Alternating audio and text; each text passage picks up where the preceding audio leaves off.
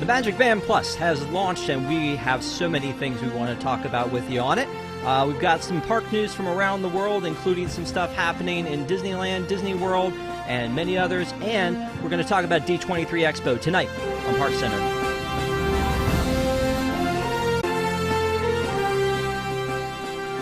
Welcome to ParksCenter for July 31st. 2022. First of all, I just want to say our condolences go out to the family of Pat Carroll, the voice of Ursula from The Little Mermaid, passed away today. Very sad day, but we just wanted to say our hearts are with you on this sad occasion. Also, Lieutenant Horror passed away today. It's not been a good day for that, but we're going to move out of that. If you are new to this channel, please make sure to like WDWNT TV. It helps people to find such great shows that we have on here, and please give us a thumbs up. We have a great panel we put together for you tonight, starting with Desi. How are you, Desi? Hello there. Are you allowed to say that on a non-Obi-Wan show? Okay. And Kamila? Hi, everyone. And Stephanie. Are you there? Hey. Stephanie may be a little come through. Yeah, you may be a little choppy tonight. That's okay. We'll roll with it. But I thank you guys for coming together and talking with us tonight. We have a lot to talk about, but the first thing that we want to talk about is our first discussion topic is Magicband Plus. There's a lot about Magicband that, yeah, all right, Desi's flexing hers, great. Anybody who has been with the show knows that I am a Magicband freak. So, you know, when they first came out, I never had any idea that I was going to be as addicted as I was. I thought, oh, that's kind of neat. I'm not really sure why I need that. I can already use this in other places. I can use my card to get into my room. I can use my card to get into the parks. Why do I need this? And then I was like, oh, okay, you know, I'm down. So the first Magicband was the first one that I got for free, which, you know, came with my hotel stay. And then I started becoming addicted to buying these in the boxes. This is the Magicband 1, which is green, which is why you can't quite see the background of it. That's fun. And then they moved into Magicband 2. So now we're on Magicband Plus, and there's a lot that it does. But first of all, Desi, you have one. You went in the parks and played with it today. What are your initial thoughts of the Magicband Plus? So when I tapped into the park, it was really cool because just as an AP, when I tap in on the turnstile, it lights up purple before it turns green. And it did the same on my Magicband. So as it lit up purple on the Mickey, purple Magicband, and then lit up green, which was super cool, and I got really excited about it. And then I walked up to the hub. It started buzzing, but that was before I had actually to any of the characters. By the time I actually made it to the characters, I said whatever it was, it said to whoever was standing in front of me, and I never hear it. There was one time I stood there and kept waving my arm in front of Belle, and probably a crazy person just trying to wave my arm over and over again and Tinkerbell. And then we've got the 50th partners finally hit into the parks. And then we were like, okay, you can get these on Shop Disney. So I went to Shop Disney because, again, I have a problem. And you can see that they're here. The basic colors are $34.99. The ones with the designs are $44.99. Kamila, is this a lot cheaper than you thought they would be? Because I feel like this is more affordable than I was expecting. I feel like when you really think about everything that these do, I definitely think there's some value, and especially if you are a resort guest and you have a package, if you go in and buy these through that package, you get a significant discount. I want to say they're like $10 each, which is in line with what you were paying for the single color regular Magicbands. But I actually feel like this is kind of an exciting update, and I feel like it's been met with not that much excitement from the Disney community, but to me, this is like the next evolution of the Sorcerers of the Magic Kingdom game. It's a kind of modernized evolution of that. And it's a really interesting way for Disney to be able to interact with you directly and to allow you to interact in really unique ways with different characters around the parks. I've been watching tons of videos of people using the Magicband Plus. I haven't had a chance yet to use it myself, and it hasn't rolled out to Disneyland, which is where I'll actually be this time next week. But from what I've seen, there's some really fun features, fun ways to kind of interact with and find your favorite characters. The Bounty Hunter game I'm really interested in. And I just want to say, I think some of the technology that comes with this, from what I've seen so far, and yes, it's a little wonky maybe in the beginning, but like some of the video that I've seen of the Bounty Hunter game and how they're able to interact, and how one of the main guys is able to know, oh, you're back again, oh, it's your third time here, like that seems really impressive, and it was fast and smooth. And so I don't know, I'm interested in this, and I think it's something that they can continue to develop and grow on. Yeah. No, I agree with that. They also have the online, if you are going to be staying at a Disney hotel, they have the option that you can go and get the pre-arrival bands, which I wasn't sure how they would handle this, because before, when you used to like get your booking, you would have all of these, you would get a box, and it was kind of fun of Magic Bands, and then they were like, oh, that we're not going to do that anymore. We're going to start charging people if they actually want them, and then maybe you pick them up at your hotel. So that process kind of fell by the wayside. So I wasn't really sure if they would do it, and they do. But you get I think you spoke to this. You get $10 off of each one, which, as Desi and I were talking about it offline ahead of time, we were saying, well, it's really about the same as an annual pass discount when you go to buy one, like, the difference in there. So here's a look at all the ones that are the pre-arrivals right now. You can get that Disney Dad one. You can get the Orange Bird. The Orange Bird one looks pretty cool. Here's the partners and the 4 parks and the Monsters University for the people who freak out over Monsters University. There are a lot of neat ones, but you can still see the Magic Band 2s on here as well, which I think as a casual park goer, that might confuse me. But Stephanie, what is your take on all this stuff? Well, I have to say that I have already ordered my pre-arrival, so I am part of the problem there. No, I wish that there was more plus. I know this is going to sound really, like I'm throwing a tantrum or something, I guess. But I mean, yes, you wave at a statue and you hear something. Okay, that's nice. That Batu game sounds cool. I watched Tom's video on. If anyone that hasn't seen that, go watch that over on the channel. And yeah, it's neat. But you're kind of just playing, like he said, the game of hot and cold. And I can see it getting old pretty quickly. I wish that there was and I know there's a find your car feature now, right, that's like linked to this too, but I wish that there was like a watch. So just like the time, like just display the time on the top of it, and maybe link it to my children so that I can see a GPS locator in the app where my kids are. Like give me a little bit something more than just waving at a statue, I guess. Yeah, not everybody has 20 kids to keep track of, though. So that's true. Yeah. So you're basically saying, like, make it sort of a Find My Kid, like a leash. Like Find My leash. Phone, but with the kid. Yeah, exactly. So let's talk about some of those features real quick, because we talked about the bands. And by the way, backing up to the pre-arrival thing, I thought pre-arrival, because what we've seen recently is there were pre-arrival exclusives, things you can only get if you're staying in a hotel that you can book. I thought that was going to be a thing. I don't see that. I don't see any pre-arrival exclusives. I also don't see any of the limited edition things yet, which could happen. But also at this price point, what's a limited edition or a Dooney and Burke Magic Band Plus going to cost us? Because wow, I think Dooney and Burke was up to like $48 for one, and that didn't really do anything other than like look pretty. So when I looked at that, I really thought there was going to be some other special ones, but I did order the partners one. It was a real Sophie's choice. I really wasn't sure what I was going to do, but I did order the partners one.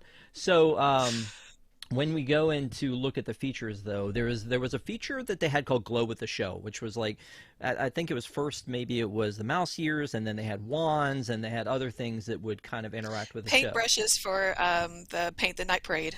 Yep, have a few of those. paintbrushes too, and they're probably sitting in a drawer somewhere, right? When was the last time you actually? They sure are. Yeah, there you go. So this is kind of like that. There's, our team went out and checked it out, what it was like to work with enchantment, and they were not happy with the results there. Then they tried it with harmonious, and I think one of the comments was, we spent so much time staring at our wrist. Why would you do that instead of staring at the big fireworks and the barges? Then they tried it with the beacons of magic and liked it with Epcot. Were disappointed with it at Hollywood Studios, and apparently it did nothing at the Magic Kingdom. So I don't know if that's something that's coming or not. I think we got cut off earlier with your story, Desi. So I think you need to tell the entire story again, and then maybe did you do it? You didn't do anything with nighttime shows at this point, right? No, because I had to come here for this. And then I had to go to Disneyland on Thursday. So. Wow. I mean, you got to come here for this. You were privileged and honored to come for this. That's what you meant. Yes, exactly. So the band started vibrating as I walked up to the statues at the hub, but I wasn't close enough to actually hear what any of the statues were saying. I'm guessing whoever was standing in front of me taking their picture with the statues heard it, but I didn't hear it. So I'm sure they got like a special magical surprise. I was a little disappointed. All I got was my wrist just buzzing. I tried it with Tinkerbell for a while. I was standing there for a long time, just like waving my band in front of her, trying to figure it out, and then gave up and started walking away. And as I was walking away, I finally heard her little twinkle sound. So that was the only one I actually heard, and I tried with several statues and was never able to actually hear anything because I think they started making whatever noise they made or whatever they were saying came up before I actually got to them. Yeah, that makes sense. But also, I think we talked about it on ParksCenter last week, before we knew what was going to be going on. It's kind of like with Harry Potter or with some of the games in Epcot. The person who's standing in front of you has to do their thing first. You wait patiently, and then you step up to see it. But it may have already been ruined for you. If you had to wait and hear Mickey say hi 3 times. I don't know if is the message the same every time. Does the character say the exact same thing every time? I don't know. They never said anything. But I did see another man standing there waving his wrist furiously at Chip and Dale, and it didn't look like he was able to get it to work either. We're going to find out this was one huge social experiment just to see how ridiculous they could make us all look, aren't we? It's just like... Yes. Just wave and wave and wave. All right, so let's talk. There are 2 games. So there's the one that you talked about before, which is the Batuu Bounty Hunters. And so with that one, you go through, and it is kind of like, hot and cold going through the land. And again, I love these interactive games. I love the 7 Seas at in Adventureland. I loved having Sorcerer of the Magic Kingdom. The same thing with Perry, then or Kim Possible, then Perry. Now we're waiting on DuckTales. So I love these little things because they're people eaters. It's something new to do with your family when you go. Something new to do even if you don't have your family and you want to just look ridiculous, like me. But then the other one they have is the Fab 50 Quest, which is you go around and you basically wave at all of the statues. Did you start collecting all of this information, Desi, already? No. Great. Maybe cool. I should have. So you're down. You're excited. I mean, it has achievements. I brought this up with my family that I was like, oh, there's this. And they're like, so to what end? Like, what do you get? I'm like, no, it's kind of like a scavenger hunt kind of thing. And they're like, I'm just not excited with this at all. And so kind of the same way with like waving at them. It's great that you can do it. But Stephanie, to your point earlier, is this enough?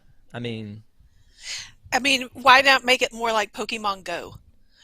How people just really got into that, and Pokemons would be in all these strange places. Why not make it more like that and say, oh, go, try to find Pluto, try to find Mickey, this kind of thing. I mean, maybe that's sort of the gist of this scavenger hunt like you're talking about, but maybe they need to plus that out, Yeah. I've purposely not looked anything up because I didn't want to be spoiled. I wanted it to be a surprise whenever I do get around to it. So that's why I didn't know what any of the characters said, because I wanted to be surprised when I got there and could hear it. Gotcha. Makes sense.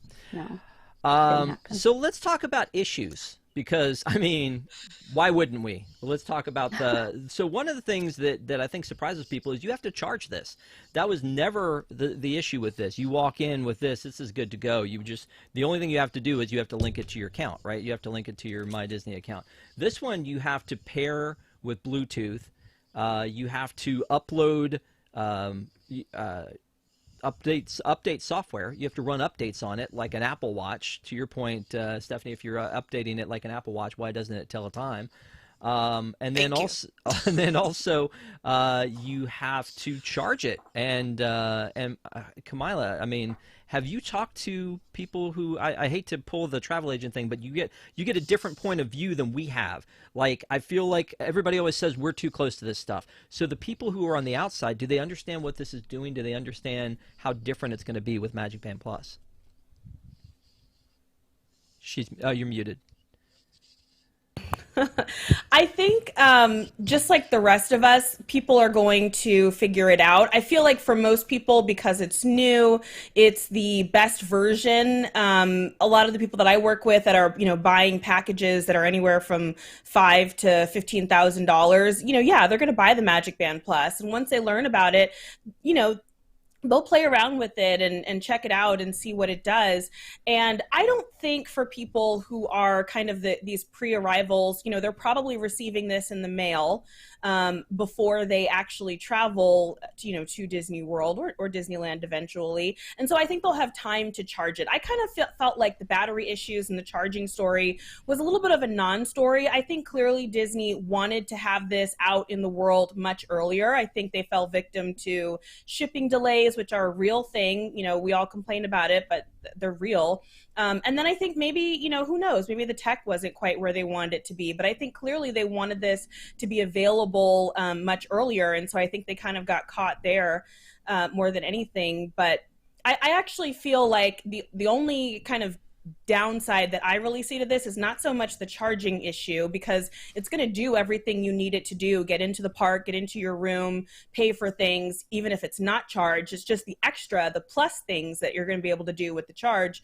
But I actually think, the one drawback for me is it's more time where you're staring at your phone, and it's not really clear to me, how easy it is to do things with other people while you're, on your phone and playing around there. So I have an idea for that, because like you said, Kamila, like, why are you looking at your phone more, or why are you having this new watch essentially, but it's not a watch? So why not make it buzz whenever your fast pass time, your lightning lane, it comes up? Yeah.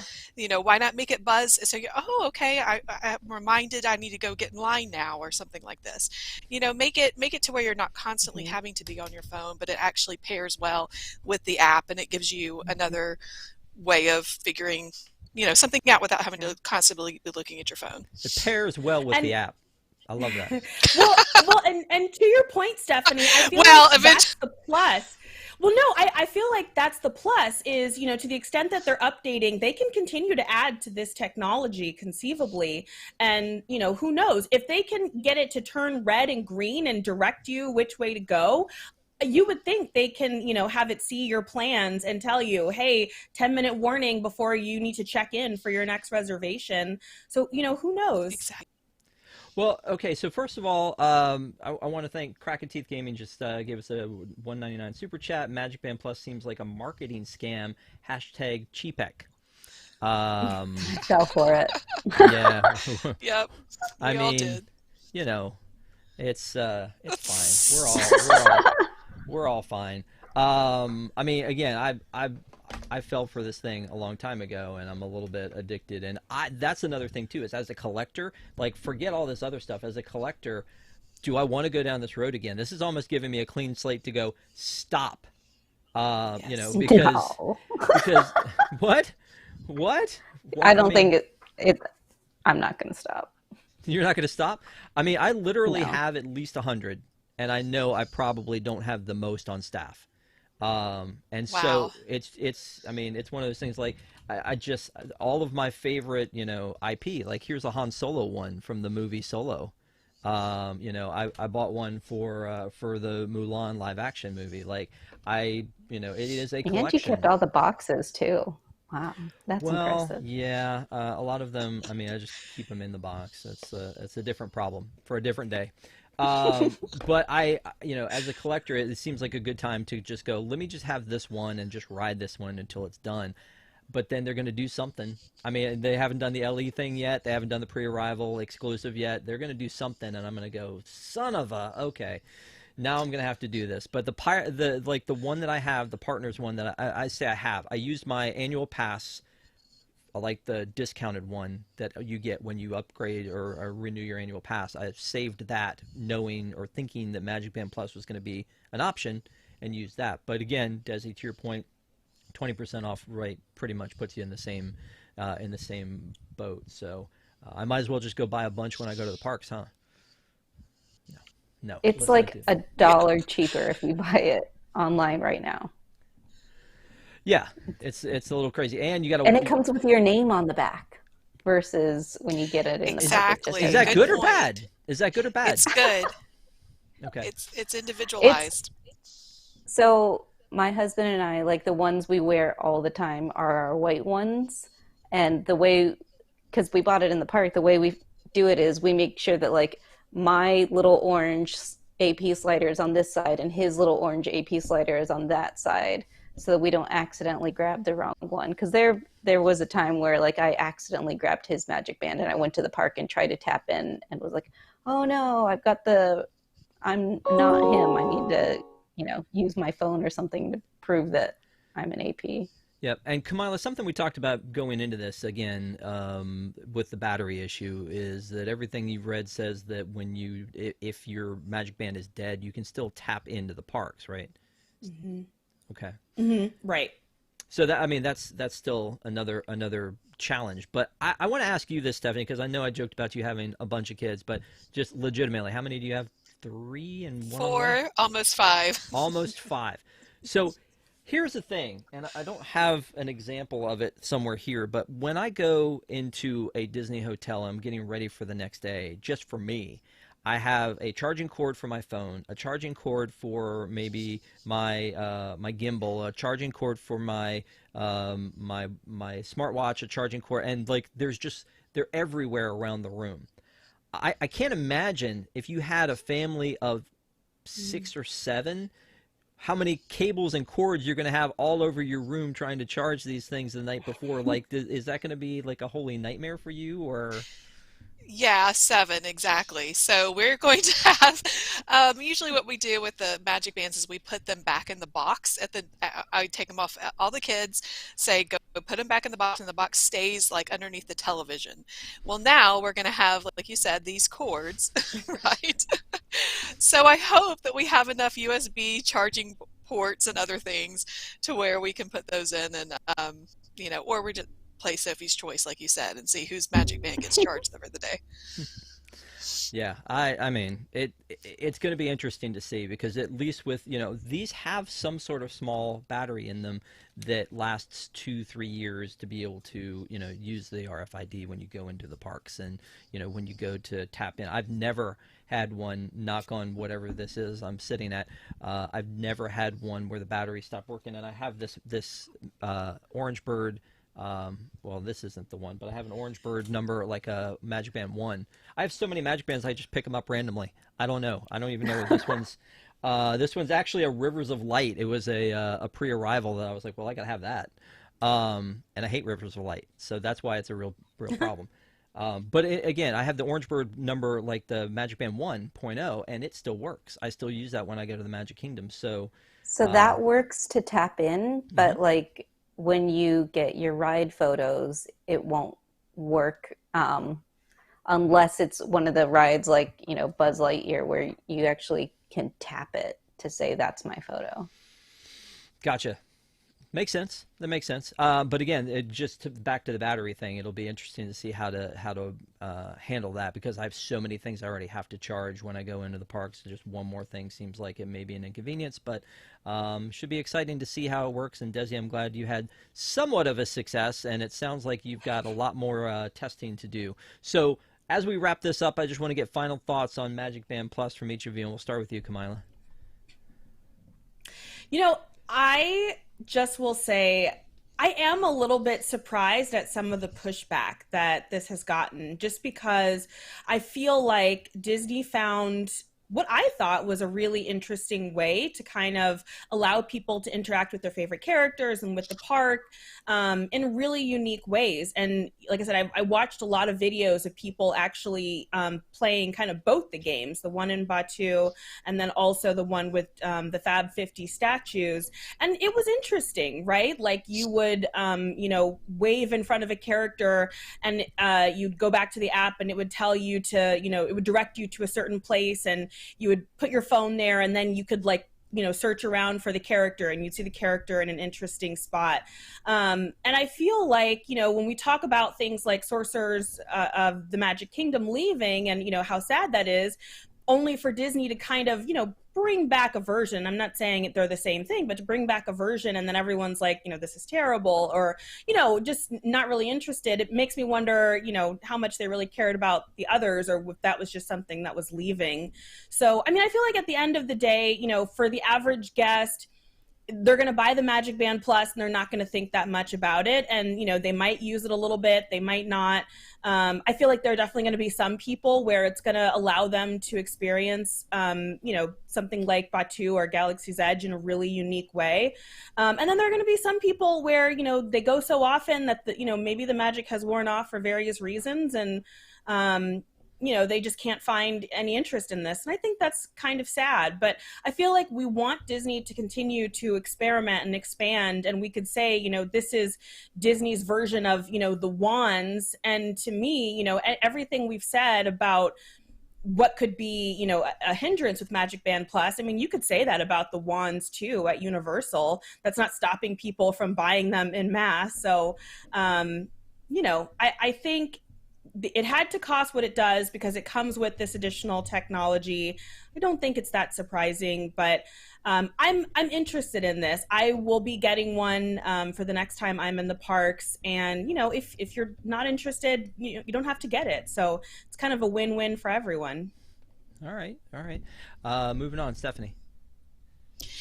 Well, I loved the glow at the show, and apart from the ears being heavy, I hope that they bring back that technology and maybe bring back the ears again, because I thought that was really cute.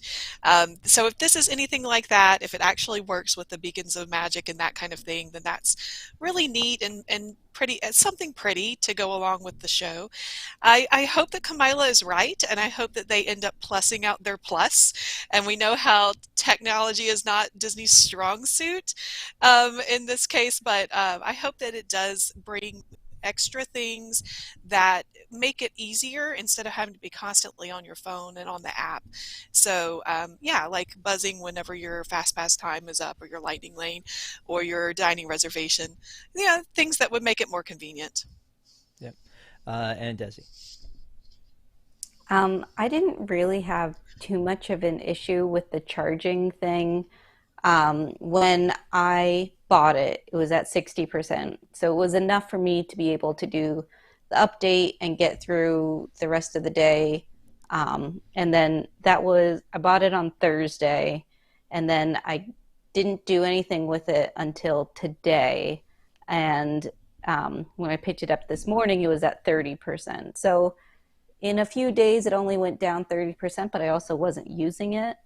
And then, so I have like a USB charger in my car. So I just charged it as I drove up, and then, in an hour, it was back to 100%. So, I didn't think that was that big of a deal. And for somebody who has young kids who are not big enough to go on some of these bigger rides like roller coasters, it's fun to have something that they can participate in. So I'm really looking forward to doing the scavenger hunt type of stuff with them.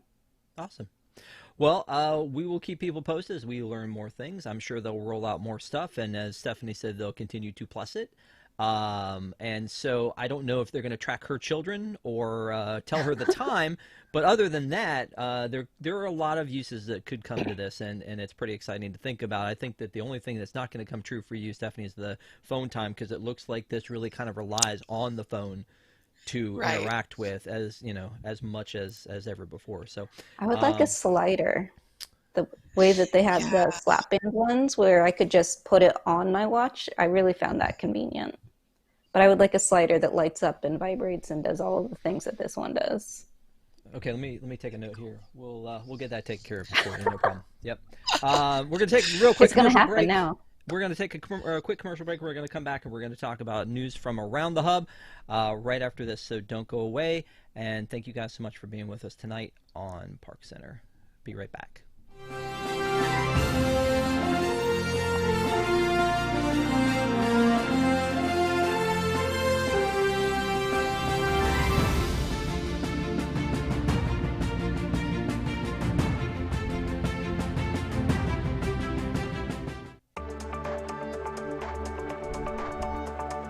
Welcome to News Today with Universal Parks News Today. I'm Tom Corliss. Here now the news.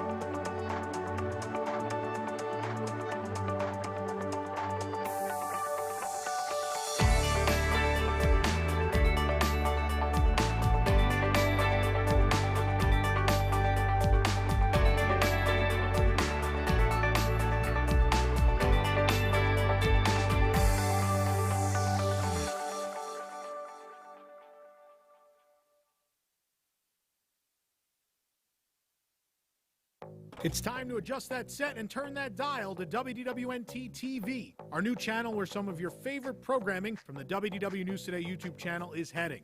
If you want to continue to see Boxed In on Fridays, ParksCenter on Sundays, and as well our Thursday night comedy variety show WDW News Tonight, you'll have to catch them at their new home, WDWNT TV. It's easy to subscribe. Just put in the URL, wdwnt.tv. Hit subscribe and make sure you get those notifications. Again, is the only way you'll be able to continue to see these great shows as they are moving away from the WDW News Today channel permanently. We hope to see you over there at our new home, WDWNT TV. We now return you to your regularly scheduled programming.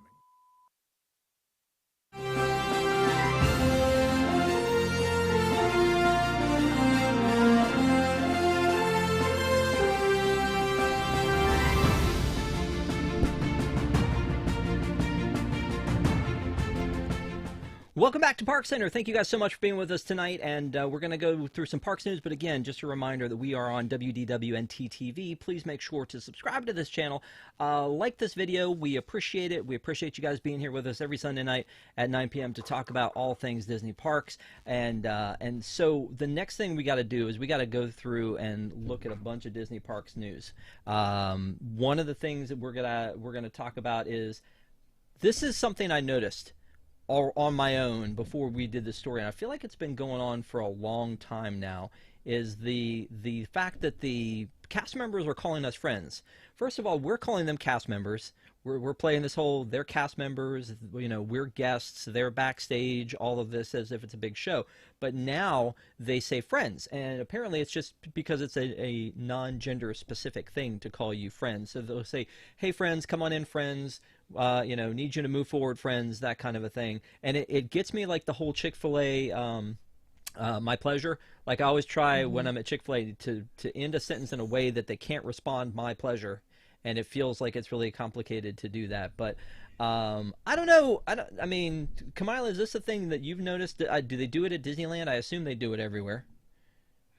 Yeah, I definitely feel like I feel like they've been saying this at least a little bit for some time now, because I definitely remember where, like, when they're trying to get you to crowd into a room or to keep a line moving, they're like, come on friends, keep moving friends, or something like that. I feel like too, sometimes it's hard to tell whether someone is a man or a woman, and you could get into trouble quickly. And, especially like in the summer, people have hats on, they have sunglasses on, they're, covered in all these different ways. Sometimes you don't know. And so I think friends just is easier. You're not having to think too hard about it. Yeah, Bonnie in chat is saying I say that to I'm a preschool teacher and I say that friends. Yeah, it's something about it just gets me. But I get what you're saying. Like it's something that You're like like, it's non-specific and it's just one of those things. But I feel like okay, so here's another thing that bothers me that happens to me sometimes is that I will go through like a drive-through or be at a restaurant and a waitress who is maybe half or less my age will call me sweetie, darling, honey, something like that. I'm like, that feels really super wrong. So like, I don't know. To me, the whole friends thing is just how about just tell me to move. I mean, maybe it's more friendly. Is that what we're looking for, Desi? Is we're just looking? They're just being super friendly people. I have never noticed whether or not they've called me ma'am or friend until today, only because the story came out. So I happened to notice that they called me friend today. But for me, I feel like it's more of a generational thing than a gender thing. Like, I don't want to be called ma'am. That makes me feel old. Like, call my grandma ma'am. Just, call me friend is fine. I like that I just agree, generationally Desi. better. Okay, I'm, all right. I'm not old enough to be a ma'am. No. I also think that Mr. Rogers coined that phrase. So how can we be mad at Mr. Rogers? Like I grew up with Mr. Rogers. So that's not. I understand your point though, Rob. It is a little bit cringy in the sense that like you don't know me. Am I your friend? But I guess we're your Disney friends. Then everybody, we're all the part of this community, Disney community. So that's okay. But I can kind of understand your point. And if someone says friend, we're like, I don't know you. Yeah. Yeah. Yes. But isn't it kind of like when you check in at a Disney World resort and they're like, welcome home, it's like, I don't know. They want you to feel like you're close. I guess. I mean, for some reason, the welcome home thing doesn't bother me. I think that that's very magical. It's part of the whole experience. Like, the whole welcome home thing, I think they definitely do it anytime. If you're DVC and you tap in and they see your DVC, they'll always go out of their way to say welcome home. And I kind of look forward to that. But for some reason, it just hits me different when they say friend. Yes, friends. No, you're not being friendly anymore when you're doing it like that. Friends this way. Friends. Please step into the... Good. I will say, Yeah. Well, and I could see like it backfiring if you're like in the guest services line waiting to speak with someone for a not so great reason, and they're like, "Hi, friend," and you're like, "No." It's kind of like the term "have a magical day." We've decided it means it's like them like flipping you the bird. Have a magical day. friend. I said have a magical day, friend. I said have a magical day. Like that would be the perfect combination there that would really put me over the edge. So anyway, so let's talk about signs, because there's been some sadness around signs that they removed those purple signs from the highways, and we were like, that's a shame. Well, I guess an end of an era, and then they were like, oh wait, we're going to get rid of this sign over here at the Tower of Terror median sign. We're like, whoa, I thought that was like off limits. No, okay, all right, so that's going. And now there's rumor. I mean, it looks like they're doing something to it. This vacation ownership sign. Now this is just a big old like straight up ad for DVC. So, like, it shouldn't bother me that that's going away. But if you take away, like, some of the entrance signs, the purple signs, and this is kind of all I have left. Desi, let me go to you first, ma'am. How do you feel about this? How dare you? Did it. Well, so I'm not as devastated about this DVC sign as I was about the Tower of Terror. I don't know if it's going away or if they're just doing something to it, because with the Tower of Terror, it was like within 24 hours of finding out that it was going away, it was gone. It was like they made this decision and tore it down immediately. So that's why I feel like maybe the DVC sign's not going away, because they have scaffolding around it, versus it was immediate. We've got all of these construction trucks around, like, this thing's getting pulled down tonight. Yeah. they may just be taking care of it, right? They may just be giving it a new coat of paint, or I mean, again, when you look at like the luggage on top, that may be a little bit faded, or maybe maybe Pluto needs a new coat of yellow or something like that, or maybe they're gonna draw like Stitch's shadow, or maybe something else will happen to it. I do hope that it stays there. For again, it's dumb. Because it's just an ad for DVC, but it's like they took away the Tough to Be a Bug with the stink bug on it. They took away the Mission Space one that was by the Magic Kingdom. Again, it's all I have left. That and the maybe they're just making new billboards for like Cosmic Rewind where Rocket is moving. I don't know. Stephanie, Doubtful. Do you have thoughts on this one? Well, yes, I feel like they are erasing my 90s childhood is what I feel like, because growing up a kid in the 90s and coming to Disney World, that's what you looked for. You looked for these really cool billboards that were 3D, that had something extra, like you said, the stink bug, with the smoke coming out, and you're like, we're almost there. We're at Disney World. We're going. So, but if I'm going to be a conspiracy theorist, maybe I'll throw this out there. Are they trying to erase Eisner's legacy? Because they've already kind of taken away the point of Hollywood Studios. They took down the Eiffel Tower. They're rearranging things at the Grand Floridian. I just kind of wonder. I don't like this. I don't like this. Exactly. Not at all. No, I get what you're saying, but I mean, like Eisner was Mountain. Yeah, Yes. the Disney decade. Yeah. So I mean, again. Like when you go to Disneyland, Camilla, there's none of this, something that Jason called whimsy. There's none of this whimsy coming up to that. I mentioned this last week, and please tell me you know what I'm talking about. There's the guy who stands outside of, like, I think it's the Harbor Boulevard exit, preaching to tell you that your kids you're sending them down the bad path by taking them to Disney, and that's saying nice words. He says not nice words. You know the guy I'm talking about? I don't think I've seen this person, but okay, but it's certainly not a fun billboard.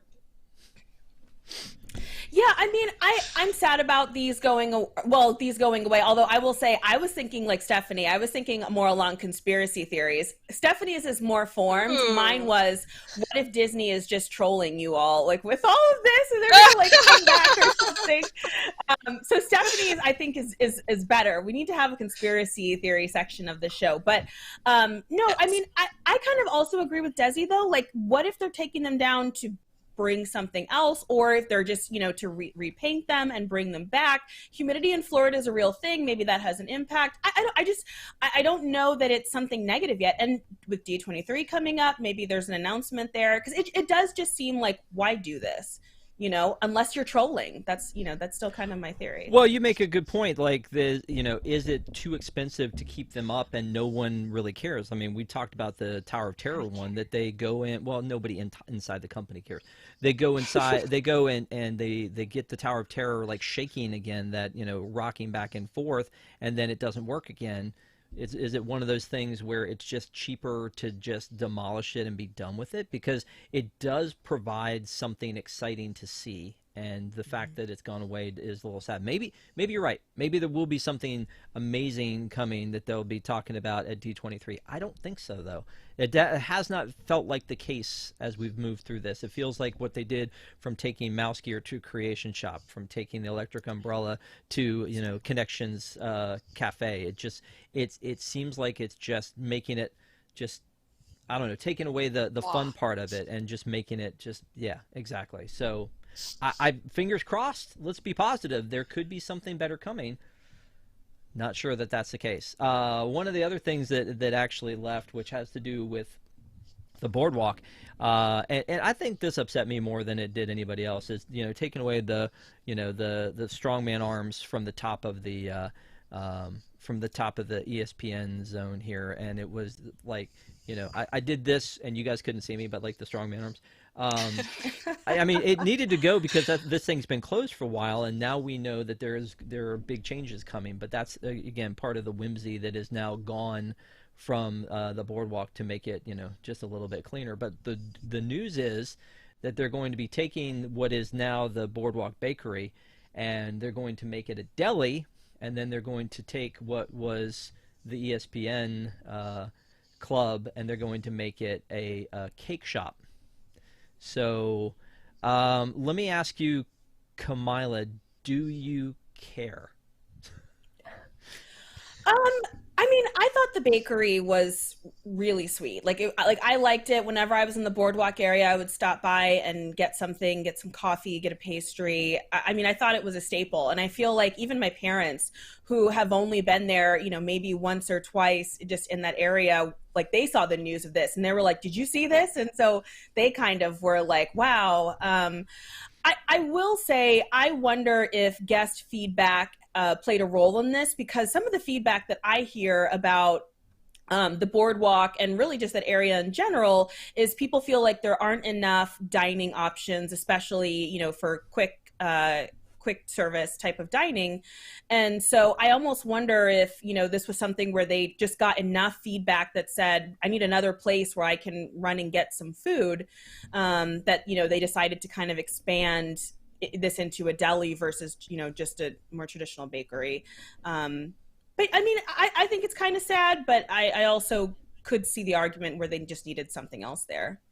Yeah, and you know, they had the I guess the ice cream shop, and then they turned that into Abracadabar, and then they moved that the ice cream shop down to what was the arcade, and it became Ample Hills, and then Ample Hills went out of business, and they just kind of put a makeshift ice cream place in there, which I thought was going to become Salt and Straw.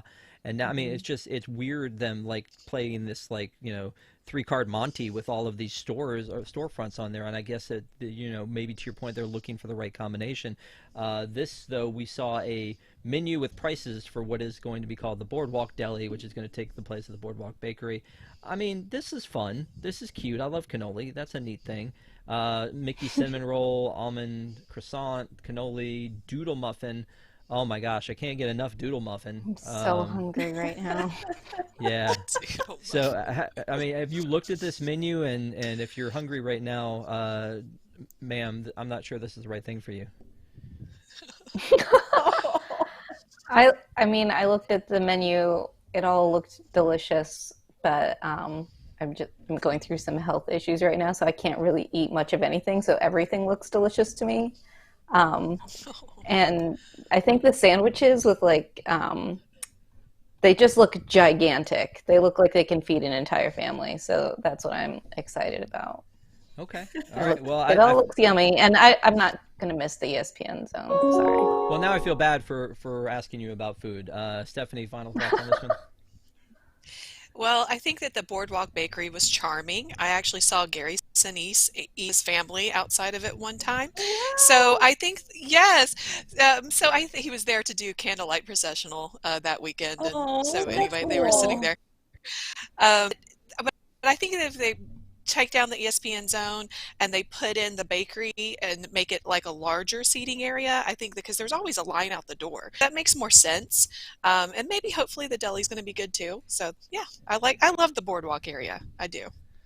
Okay. Yeah, no, I do too. And I think it's neat. It's different in the fact that when you go to like the Polynesian, all of the amenities, and let's call them restaurants, shops, and things, are all inside the Polynesian, and they're really more for the people who are staying there, whereas the boardwalk could sort of be a destination for you even if you're not staying there, to experience the flying fish and the Tutorial Forno and the gift shop that's there and jelly rolls and Atlantic Dance.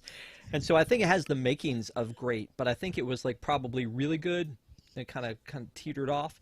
And I think it has the makings or the possibility to be something more than it is. So you're right. If they bring in the bakery and it's amazing and it becomes the destination, then that would be a really cool thing to place out. Just really quick, can I just say, just thinking back about the conspiracy theory aspect of this, we should have seen this coming when the clown was dismembered. Okay. Clown had to go. Yeah. Nobody misses that clown. Kamila, do you miss the clown? The creepy clown. I mean, I feel like you have to keep the boardwalk weird, you know? Otherwise, what is that resort? I feel hey, like the Surrey bikes. Everybody's got to at least do a Surrey bike once. I mean, those things are. We laughed the entire way around. It was hilarious. I love the Surrey bikes. I feel like you're talking about Austin and not the boardwalk when you said keep it weird. Like, I don't know. I mean, No, I don't like the little chair that has the. I mean, come on. Take That, it off. that Take it off. thing Take it off. is going to give Okay, me we're good. We're nightmares. good. We're good. I cannot. I cannot. You have to give a warning, like trigger warning. Trigger warning. Trigger warning. Well, you know what it reminds me of is that there was a Simpsons episode where Bart was little and Homer makes him a bed, and then it's really this like clown, and he's like kind of got his hands over like this, and they show Bart like rocking back and forth, going, "Can't sleep, clown will get me. Can't sleep, clown will get me." And this is this, right? This is freaky. You know what would be brilliant? Universal should buy that and put it in haunted or Halloween Horror Nights. Yes. Yeah. Okay. Yes. I'm betting that if this isn't in Tom Corliss's apartment, that this is probably somewhere broken up into pieces. Then, you know, they probably did like they did with the printer in Office Space, where they took it out. They took it out to a field, and then everyone just like let loose on it with like hammers and just, you know. I don't know. When you said, "Hey, bring it back, keep it weird," I'm like, not that weird. That's a little too weird. It's just too disturbing. There are some chairs, and people who know what I'm talking about. The nanny chairs. Yes, same That's thing. what I was thinking of when I said keep it weird. I was like, that's literally what Boardwalk is. Yeah. So sometimes Disney does. Let's move on to the next topic. Sometimes Disney does things that seem completely random. And I'm kind of here for it when they do. They have added props, we're calling them, to the outside of the tea party. Now we've got the 50th anniversary statues here, which I don't know, Desi, if you got to wave at the Mad Hatter today or not, but they just put in these extra pieces here, which is interesting because I feel like the other pieces of this attraction, the other props, are very abstract, and this is not abstract really. Like, I mean, I guess the colors are, but it just seems like I want to know what the story is behind this. Did somebody trip on these in a prop warehouse somewhere and go, "Hey, we still have these. Is there anything that we can do with these?" And let's just put them in the flower beds right outside, and then WDWNT will take pictures of them and get all weird for no particular reason about it. Tell me how this relates, Stephanie, back to your conspiracy theory about Michael Eisner. Go. Well, in the 90s, I can do this. So in Mouse Gear, things were larger than life, right? And like you were stepping into the movies and this kind of thing. These are like regular size is, I think. I mean, maybe the teacups are actually a little bit bigger than like a typical teacup, but you're riding in a teacup. You know, the dormouse is in this really big teapot in the center. Why didn't they blow these up? Like, why didn't they make these, 10 times scale or whatever, and just make them so much bigger and fanciful? Like, why? That's what I'm saying. I have the answer. Oh, okay. What's the answer? I think I have the answer. Let's go. I think so. My conspiracy, adding on to that, I think that these were supposed to go It's a Small World when they were doing the refurb. I think maybe they were going to add the princesses. And they were gonna, add this little section in. I forgot. Oh, she's from the UK. She's from the UK. So where they have the little English section, they were gonna add them in, and then they got scared. So they just showed up there one day. Okay. I like it. Thoughts, feelings, other anecdotes, Desi, before we move on. My other thought was maybe they were supposed to go in the Flower and Garden Festival, because it just seemed like maybe it would go there in like the UK pavilion, and somebody forgot to put them out, and then they were like, "Oh, well, I guess we'll just put them here instead." Somebody forgot to put them out. Or it was like a supply chain issue. They got there late, and they're like, "Okay, I guess we'll just put them over here instead." You know what, though? There was always talk about, for the Disneyland 60th, maybe, and the Disney World 50th, is plussing out some of the old attractions. And maybe this is one of those things. Talk about supply chain. I don't know that you just go ahead and get on Etsy and order these things and then they're supposed to come in. But, I mean, I feel like you've got a workshop that makes this kind of stuff, at least a 3D printer. Come on, guys. Well, when you go in and find this stuff, this looks like it's something that could have been just an upgrade for the 50th anniversary to put a little extra shine on one of the original attractions, which would be great. but it seems like we're running out of time. I'm looking at my Magicband, and the time says that we are very far behind. If they're trying to do this for the 50th. So maybe it is supply chain stuff. Who knows? But it is neat to see things plussed out. Like the big thing that happened with the Three Caballeros on the Grand Fiesta Tour was that we didn't know, nobody really knew that they were going to just add those animatronics from the Mickey Mouse review, and they just showed up. Give us more of that. That's fantastic. Like, we love stuff like that, as opposed to staring at Tron for 4 years and then them not telling us when it's going to open. I mean, that seems a little crazy. Let's move on to Merida, because again, I say this all the time. It feels like everything has finally come back, and every time we hear like, oh, there's one more thing coming back, I'm like, oh yeah, I forgot about that too. We've been walking by where Merida's meet and greet was at the Magic Kingdom for so long, and it's just been gated off. And this is one of the more elaborate meet and greets. I don't know if you guys have ever gone to this to do it, but I think it used to be maybe a Bell meet and greet at one point, and when Brave opened up, they added this to it, and so you would go up and you would meet Merida in this very well decorated area. And it used to be, and I don't see them here, that you would meet also her three brothers in their bear form. So I've never seen that. Oh, really? Okay. I've only seen Merida. So Stephanie, I'm gonna start with you. Did you ever do this meet and greet, take your kids, or do you usually skip meet and greets? No, we have before. I'm glad that she's back. I think it's kind of ridiculous. She's one of the only princesses that hasn't meet and greet. So, I think we lost you a little bit.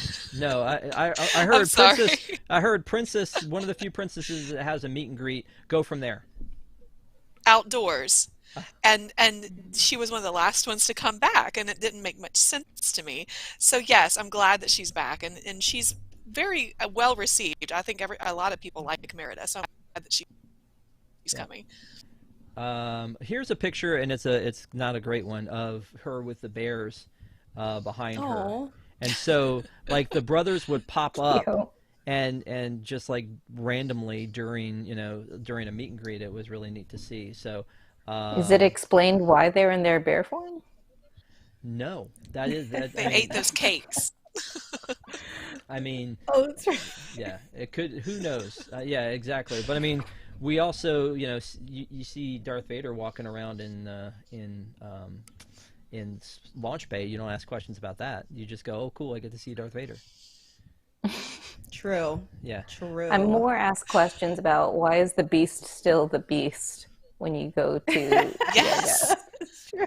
Because that's exactly. Yeah, because that's our favorite version of him is the Beast. I don't know. I do think that this was a very well done meet and greet, and it seems like before we had a lot of like the sets that they built at Epcot for Hero and Baymax, or for Joy and Sadness, those sets that they had at Innoventions, or before they moved them over to build sets for characters. This seems like it was like one of the first time, like this was before Fairy Tale Hall. This was before all those. So, I don't think, Kamila, you see meet and greets this richly decorated, even at Disneyland, do you? No, although at Disneyland you get so many characters and they're just kind of wandering through everywhere, so we'll take it. But no, I mean, I feel like it's so exciting that Merida is back. She's such a fun meet and greet. I feel like she's such a beloved character, and I don't know that as many people say that about the movie that she's in. I feel like we all just like fell in love with Merida and then pretended like Brave didn't really happen. But no, I think it's really exciting, and I hope they continue to, build on her meet and greet. I hate that it's outside a little bit because it's so hot, and Magic Kingdom days are hot, but yeah, I think love that she's back. Bonnie and she's Chad wearing like velvet, which has got to be hot. Yeah, I think Bonnie and Chad is saying, wouldn't it be cool, like basically Magicband Plus, and you wave and the bears pop up. But here's the thing too: is we can't have nice things, right? Like when somebody does one thing like that, the next 82 people would come up and try to do it, and then it would just be it'd be overkill. So I don't know. I just hope that the bears are part of this, but I haven't seen that to this point. So. I will say I hope we get Merida on horseback also, though, because that was really fun. when she would show up there. Like, she's such a good character for that. Yeah, very true. Okay, let's move on. Speaking of characters, Moana is getting the Journey of Water. It's getting closer. You wouldn't know that from this picture that we got that it's getting closer, because every time I see a picture of this, I'm like, is this a new one? Is this a new photo? But the it looks like there are some structures rising from the dirt. It's actually looking like it's going to be happening. But our good friend Imagineer Zach Ridley was like, oh, hey, let me show you a piece of concept art or a piece of art from this. So this is supposed to be the water table, I guess, to show you like the water cycle. The water cycle, and show you how things The work. journey of water. Yes, the journey that water takes. I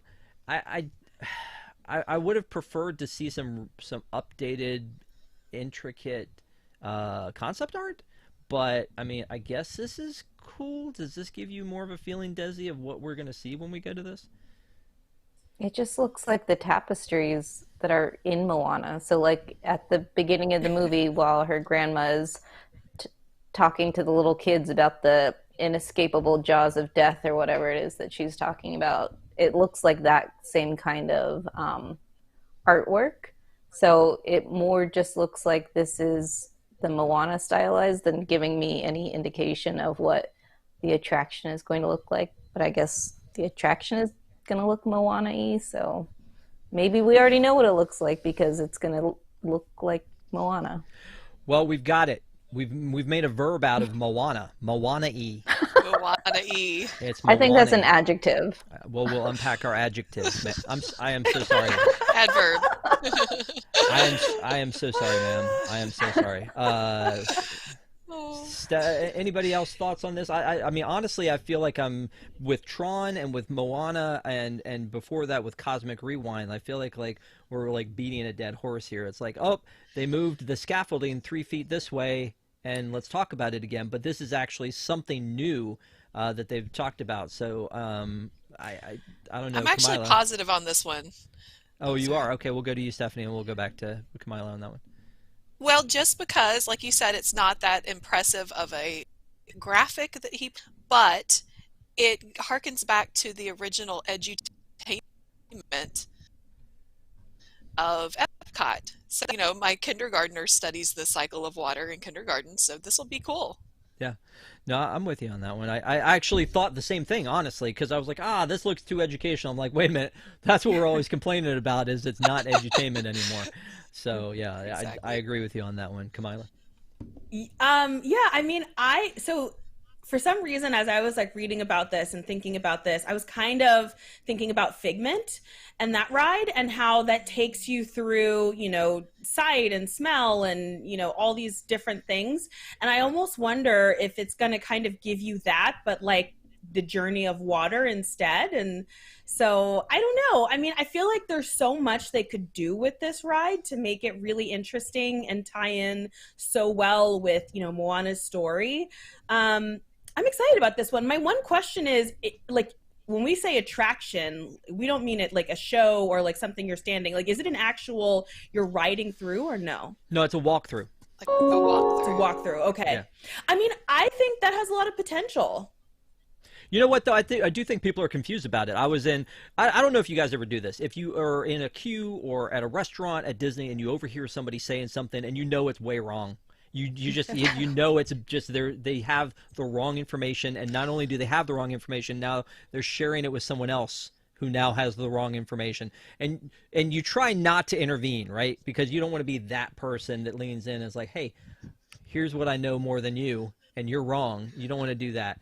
But I was in the queue for Remy's Ratatouille Adventure, and these two women started up a conversation in front of us, and we're talking about it, and they said, "Oh, you saw they're building that Moana ride over in by Spaceship Earth, right?" And like, I don't know how they're going to make a whole ride in that area. It's really weird. So, but I mean, my kids are really looking forward to that ride, and I just kept going, "Don't say it, don't say it." But yeah, it does get a little tough to try to make it clearer to what it is. So it is an attraction, just like the Redwood Creek River Challenge is an attraction when you go through at Disneyland. And it's going to be kind of cool that there is something walk through. It's water. Water is supposed to make things feel more cool. So hopefully that will, help us in the Florida heat. That'll be nice. But also, I don't know if it's like a sprinkle park situation. I don't know. Like a splash pad?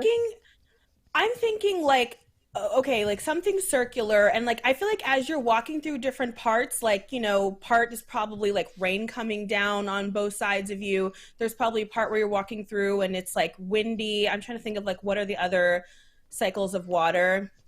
Science was not my strong suit, so I apologize. But, I mean, I feel like they could do a lot with this. Will they do it? We'll see. But well, I mean, you said science is not your strong suit, but Zach did give us a blueprint here, which I've actually moved on from already. But we'll pull it back up here so we can see it. So you've got rain, stream, wetland, spring, land, lake, river, ocean, sky. So I don't know that it actually works that way. It's been a while since I've taken earth sciences, but I don't know that this is accurate necessarily. But again, it'll be interesting to see how this works. I just want more things to do, and I feel a like river dumps into a lake. I'm pretty sure. Okay. Yes. But this goes spring, land, lake. I don't know. We'll dissect it. We'll have a whole episode of ParksCenter We're gonna learn where we dissect it. You're gonna learn today. So when, but everything that they've done, so they demolished Epcot, absolutely just decimated it. And so we have what we loved about Epcot. You were talking, Stephanie, about 90s Child, and it just Epcot. What we loved about Epcot went away, and it's just been a dirt mound for so long. And so as they're adding these new things, So make the dirt mound the attraction. I'm actually getting excited though. Like I'm actually going, Epcot's moving up the list for me. We talked about Animal Kingdom last week and where it lands on your like top 6 in the domestic parks. Epcot's moving back up for me. It used to just be a place for festivals, and now I love Cosmic Rewind. That's one of my favorite attractions, and they're Connections is open, whether it is as good or not as Electric Umbrella, but it's open. And so all of these things are opening again, and it's starting to feel like a park again. And I'm getting excited about that, and I want more. I want Play to open. I want, the DuckTales adventure to come so that I can do that. I want all of these other things to happen. But as Remy's opened, and, it feels like it's a legit contender park again. So I'm excited to see another thing coming, and we'll talk about what they may or may not preview at D23. But let's talk about Jordan Fischer. He's not happy, folks. Jordan Fischer is not happy about Enchantment. Yeah, I can imagine. So there's this story that we ran that said Jordan Fischer asked Walt Disney World if Happily Ever After fireworks will return after Disney Enchantment ends at Magic Kingdom. I think we've talked about before how we all loved Wishes, and that when Happily came, we thought we would never feel like that way again, and that Happily has a lot more heart, it seems, than Enchantment. Now, Enchantment, if you have never been and you see that, you're like, wow, this is fantastic. I've never seen a show like this. But if you've seen Happily, it just seems like not as good. And I, again, I'm trying to look at the bright side here, but I feel like it's like not as good. Now, for those of you who don't know, Jordan Fischer has some skin in this game, in that he sang the theme song to that attraction.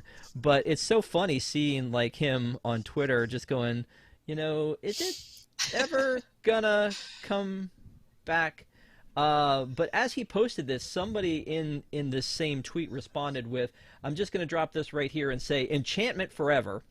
And then that person is so wrong in so many ways. Wait. Then this person below says the fireworks from Enchantment blow every other show out of the water. Did they see Wishes? Are we wrong on this, Kamila? I mean, is Enchantment? Are we just snobs? Listen, I'll keep mine quick because I just enjoy fireworks in general. I'm just like happy to be here, but I do feel like the physical fireworks in Enchantment are better from what I remember compared to Happily Ever After. But I feel like Happily Ever After, I get why people love it more. I do think he's teasing it. I do think they're going to announce the return of it. I just feel like there's been way too much blowback, and it's been consistent over these past, I don't know, 16 months, however long it's been. I absolutely think it's coming back. That's what I'll say. Okay. All right. Stephanie? Shout out to Jordan Fischer. Thank you for saying that. You're one of us. You're a real one. You're a Disney. Yeah, he grew up Disney Channel, right? Like he married his high school sweetheart. They have a gorgeous son now. Congratulations to them. I think he just is really. I mean, sure, he has probably some, kickbacks or what do they call it when they get the money from every time their song is played? Royalty, Yeah. thank you. So I'm sure that plays a role, like let's be honest. But at the same time, he is one of us. And I think that song that he sings has more heart. It has more of a deeper message than the Enchantment does, and I just think that it's a better show all the way around. So I agree with him. Bring it back. The magic is calling, and it's calling to tell you that Happily is coming back. Is that what you're saying? Yes, that'd be fine. That would be fine. Okay. Desi, I feel like I already know what you're going to say. So what made Happily so special was the music. You can argue if you want that the fireworks are better in Enchantment, but the music, the heart of it, what gives you the feels and makes it Disney is the song from Happily Ever After and the music.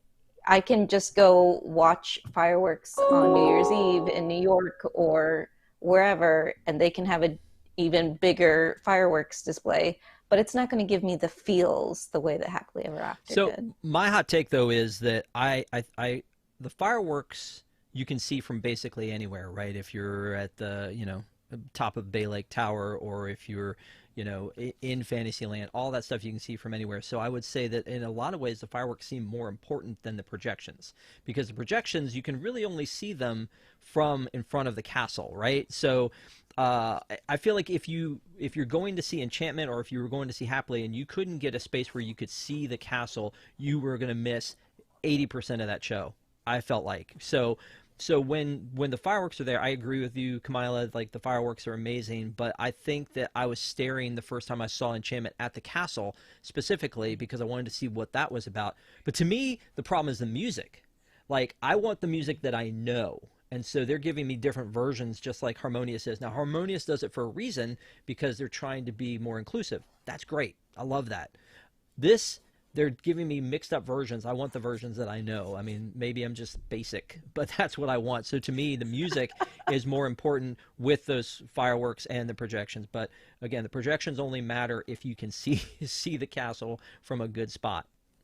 So I think it's funny, though, what you just said, Kamila, that you feel like maybe this is them like seeding their return. But again, you're in full conspiracy mode tonight, so I don't even know. I mean, you're full tin hat tonight. I mean, that's a thing that you're doing.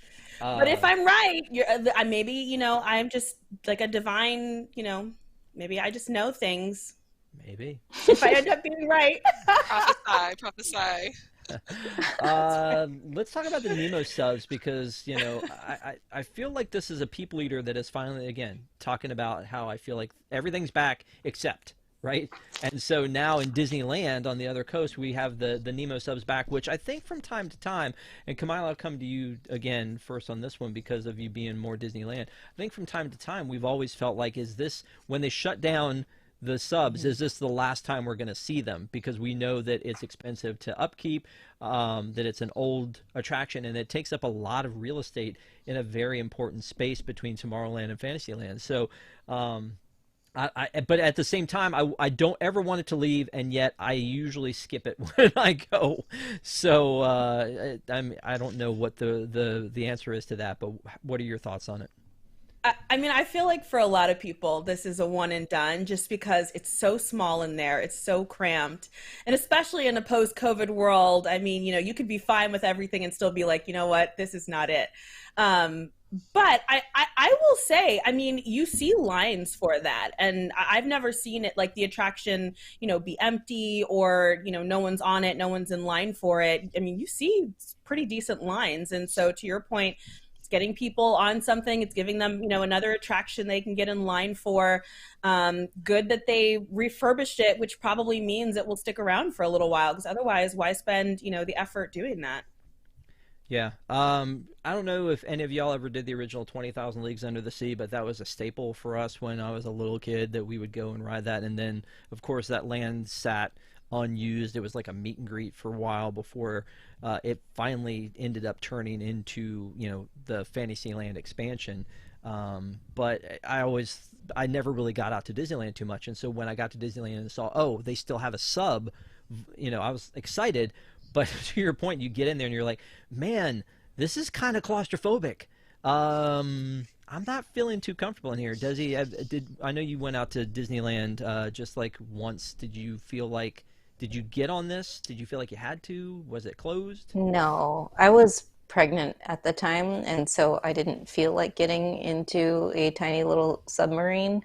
And I had done 20,000 Leagues back in the day, so if it was like they had the original 20,000 Leagues, then yeah, I would have got my pregnant butt in there and done it anyways. But sorry, Nemo didn't have that same draw. Yeah, Steph. 20,000 Leagues was always a very calming experience, and some people might say kind of boring ride to do, but like you, Rob, it was like a staple, so we always had to do it when we got to Disney World. Now, we have done Nemo twice since, it got changed over to Nemo and Disneyland, and I will tell you, with little kids of 2 and 5-year-olds, and then a 2-year-old and an infant, it freaks them out whenever the red light comes on, and they're like, oh my gosh, are we drowning? Like, what's going to happen? So if they just cut that part out, then that would be perfect during a refurb, because all the rest of it's very neat and cute. That is interesting. They do give it a very it's Nemo. It's very kid friendly, theoretically, overlay. Same thing with Stitch. Like when Stitch was in Tomorrowland, that was a scary attraction for like a lovable character. Then it's kind of the same thing here, but you were kind of saying that you thought that 20,000 Leagues was like kind of a kickback thing, and I'm thinking they were yelling dive, dive, dive. There were horns going off. There was a big squid outside. Must have been a different experience for you. I don't know. You might have had like the orange version. Well, at least the front was calming. I don't know. Yeah, the orange version. I don't know. I love that they plussed it out a little bit. They added Hank, and they like recolored everything underneath, and it looks really neat. But at least it'll stay for a while. But like I said, the weird part about it for me is I want it to stay. I just don't necessarily want to go every time. That's I want it to exist somewhere. Same thing as like Mr. Toad. I'm okay that it doesn't exist on the East Coast because it exists on the West Coast. But then, right. Because I get out there so infrequently, when I do get out there, I always ride that because I miss it from my childhood. So that was like my number one priority when I went to Disneyland. As well, it should have been. Let's talk about the Ark Reactor at Disney's California Adventure, because this, for anybody who hasn't been to Disney California Adventure and seen the Avengers Campus, you're probably like, what are you even talking about right now? As you enter the land, it depends on which side you enter the land from, but if you're entering correctly, you should be entering from the area across from the Blue Sky Cellar, and so that's where the Stan Lee plaque is and the big Avengers Campus sign. You can go around through a Hollywood backlot and go over by Guardians, but I think the very first time you go, if you haven't been before, you should go in through this entrance, and there's a huge Ark Reactor, which at night looks amazing.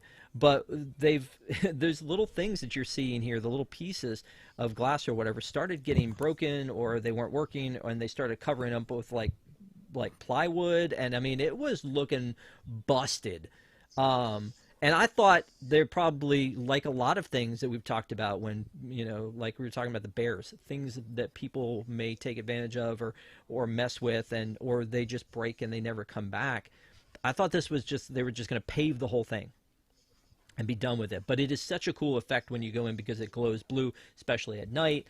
I don't know. I mean, Kamila, you've been to this. I don't know that you care too much, but is it good for you to see it back?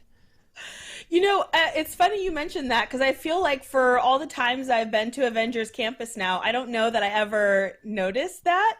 Um, but I will say I'm sure people who are like really into Marvel and Avengers Campus definitely did. And I think the most important thing that you just said, Rob, was you have to go to Avengers Campus at night. It lights up. It is so stunning. You're not really seeing Avengers Campus if you don't see it at night. Go during the day too, because that's when a lot of the shows are happening. That's how you see Spider-Man and so many of their, characters and experiences.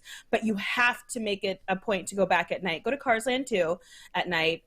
Watch the sun go down in Cars Land and then hop over to Avengers Campus. There's a little walkway that can connect the two. But no, I think it's great, especially if this is another feature that lights up. And you're right, it's right there in the center. And I'm thinking back to like the last time I was there, which would have just been in May. And I don't know that it must have looked like that. And I didn't even know it was supposed to look like something else. But I've been to Avengers Campus like 6 times now.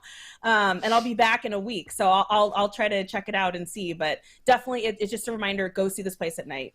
That's a great tip. I mean, especially the Cars Land and then this. Yeah, it really does have a different feel to it. I think that's what we've kind of come to expect from Pandora as well, is that it has a different vibe at night, and not everything does. But this, you're right. This absolutely, when you walk through the land from this entrance and you turn the corner and you see the Avengers HQ with the Quinjet on top, glowing blue. I love that land. I know a lot of people hate it. They think that they should have done more. They should have opened up this e-ticket attraction, all that kind of stuff. But I mean, Guardians Tower is one of my probably top 10 favorite attractions. I love the Pim's Test Kitchen. I think is a fun little restaurant. The Shawarma Palace cart being there. But yeah, I think that anything that is Avengers always needs to be powered by an Ark Reactor. So it's really neat that this is here, and so we need Charlie. We need Charlie to like really like help you, Rob, to explain why this is so important. Yeah, we actually, Charlie and I did go geek out in Avengers Campus. We hung out for a while there and went over like where Doctor Strange's show is and talked to the PhotoPass person for like 20 minutes about different things in the land. So yeah, he's great to go and hang out there with. So I agree, we need to do that. Let's move on to some updates to keep things rolling in Tokyo. Tokyo is finally getting Tokyo Coco added to Mickey's PhilharMagic. They're changing into a digital projection, and I saw this the very first time in Disneyland because they opened it first there because they have digital projectors. Then they opened it at Disney World. It's a very different experience at Disney World because the screens are so small because they use the Muppet Vision Theater in Disneyland. And in Disney World, it's like this huge like screen, and it's definitely a better experience to see this. So I'm really excited about that. I want to throw through all the Japan updates, and then let you guys talk about them. Fantasy Springs with the Tangled Land. I'm excited for that. I'm excited to go to Tokyo someday, fingers crossed anyway, but that's exciting. And then they've got a new nighttime show, Believe, Sea of Dreams. And I'm a little disappointed that it's not just called Believe after we have Harmonious, Enchantment. I mean, all of these new shows that they're just like one word. It should have just been Believe. But seeing all this stuff, Desi, anything that's kind of pops out to you want to talk about? I mean, it all looks exciting. I just want to go to Japan. I am planning a trip to Paris at the beginning of the year next year, and I'm hoping to get to Japan at the end of the year, but I'm not going to hold my breath, but we'll see. But all of it looks exciting. I don't know. Maybe by the time we can get over there, we'll all be open and we'll all be able to go see it. Well, and hopefully they'll be working on something new. Stephanie, thoughts? Sorry, I was muted. I'm happy that Rapunzel's getting some love because I think she's one of those characters that people really like, and she doesn't have a ride or anything like that. And so I'm excited to see what they build for her. And of course, you got to have Elsa's ice castle and then Arendelle and everything. So that'll be interesting too. And Peter Pan, all of it. I hope that they bring it here. That's what I hope. Hope they bring it to Walt Disney World. Yeah, not going to happen. Come on. No, I was thinking what Stephanie was thinking. Like, it's not fair that they have like actual tangled things coming that are more than just a decorated area in front of a bathroom. I mean, you know, there is that like rumored Disneyland expansion, which was supposed to include some Tangled. And look, as much as I hate a boat ride, you never know. There could be. I mean, I feel like the Tangled ride should be a boat under some lanterns, right? Like that makes sense. But Makes sense. listen, if we can dream it, we can have it, right? Is that how that goes? No, that's close, not quite there. Wish. Yeah. I think the thing you're talking about is that Disneyland Forward campaign that they Yes, did a thank little you. while back, where they basically said, okay, here are all the plans that are going around the world that we could definitely bring here, and here's the Frozen, Peter Pan, and Tangled. And then they talked about bringing Zootopia, which is showing up in Shanghai, Toy Story Land, which they're probably saying no thank you to, Tron. I mean, but the idea was that they would take some land over by the Disneyland Hotel on either side that are currently, I think, parking lots, and expand the existing parks over to that area rather than building a third park like we had heard rumored. So yeah, I mean, the website's still up, Disneylandforward.com, so you can go check that out. But I agree with you, like, I'd like to see some of that stuff come to the States, because the Shanghai Zootopia, I don't know that I'll ever get a chance to see that. I wish we had Zootopia in Animal Kingdom. I've said that multiple times. And then, you know, it looks like a lot of fun stuff. Again, moving forward through this stuff as quickly as we can, because we're running a little bit long, but I want to make sure to get to all of this stuff. Is that there was some images released at Paris of the pirates with the work lights on, which I didn't think would be a big deal, but then I'm looking at it and I'm thinking it's almost like getting evac'd from an attraction to be able to see all the things that you're not supposed to normally see, like the black walls and the ceiling and all of that kind of stuff. So, I mean, the part of me that never wants the magic ruined for other people who don't go as much as we do, it looks at this You and just is like, ruined it.